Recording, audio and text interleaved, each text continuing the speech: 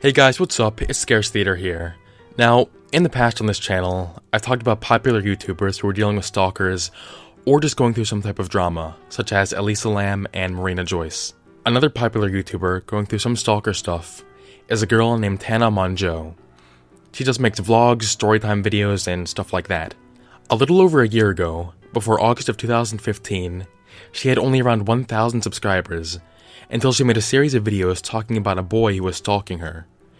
If you want the full details of the entire stalker situation, I'll leave a link to a playlist of all the videos she made about it in the description.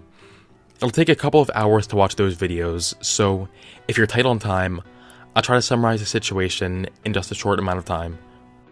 On July 21st, 2015, Tana posted a video titled, "My Creepy Stalker Story."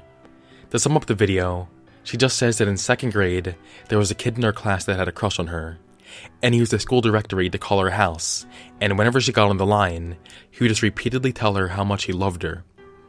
He did this very obsessively until he was called down to the principal for this, and when he was questioned for why he did this, he simply said it was because he loved her. In 5th grade, the same kid made a MySpace page dedicated to her, talking about how much he loved her. Once again, he was called down to the principal, and his reason for doing this was because he loved her. In 8th grade, he made a Facebook page dedicated to Tana, but this time, he expressed how much he hated her. Tana ends the video by saying that now, present time, the stalker is back, but this time on Instagram. However, she does not give us his name or his Instagram account or anything like that. On August 7th, she made an update about the stalker, essentially just explaining why she couldn't tell her audience any of his personal information. She also begins a video by thanking her subscribers since she had risen from around 1,000 subscribers all the way to 7,000 in a very short amount of time. I just had 1,000 subscribers like a week ago, and now there are 7,000 of you. In another update video, she posted on August 30th, she updates everyone with even more disturbing details about the stalker. This included how the stalker would send her texts telling her where she was all the time, and revealing a lot of personal information about her. Fortunately, she got help from the police and the stalker was put in jail, according to her. On March 9th, she made yet another video about her stalker.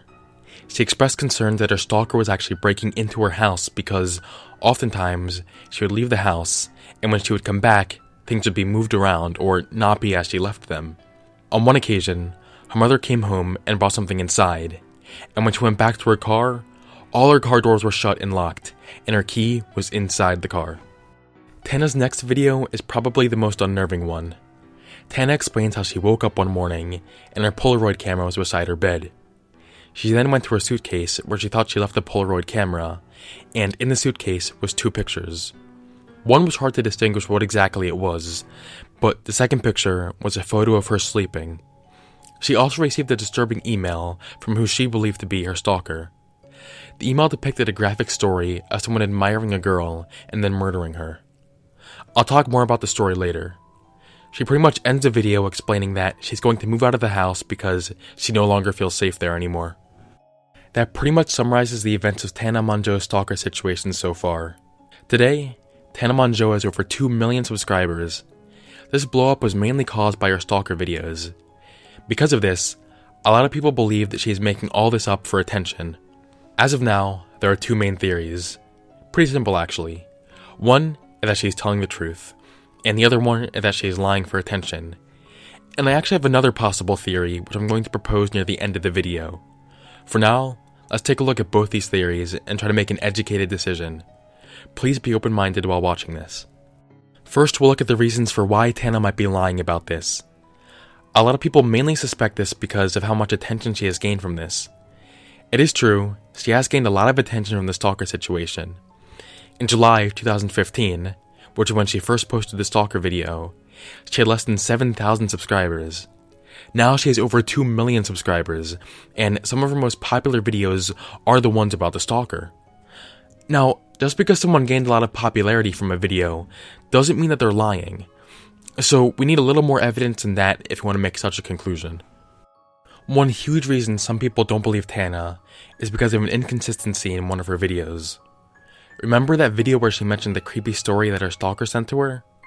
Well, she said she looked all over the internet to see if that story was plagiarized or something, because she wanted to see if her stalker wrote the story about her, or if the stalker just copied and pasted the story from somewhere else. She said she even paid money for some websites to check for plagiarism. She said she was not able to find any other source where the story could have come from. And I spent the entire 4-hour plane ride searching every plagiarism website. No traces of plagiarism. It's written by the writer. This is really strange because it's actually extremely easy to find where that story came from. I literally just typed in the first sentence of the story on Google, and I found the exact same story on a short scary story website. So it's really odd she was not able to find it, despite how much effort she claimed to put into it. Even weirder is that Tana actually changed parts of the story as she was reading it to us, to make the girl in the story seem more like herself. For example, there was one line in the story that referred to the girl as having blue eyes, but Tana changed it to blue-green eyes. Behind the shut lids were the brightest blue-green eyes he'd ever seen. Baby blue, he called them. The guy who sent the story to Tana was actually not her stalker. He was just some random dude who sent that story to 50 random people as a prank. One thing that I find kinda strange is that Tana says she knows who her stalker is. She even had him sent to jail at one point. So, if she knows his name and what he looks like and everything like that, why can't she get the authorities after him? It should be easy.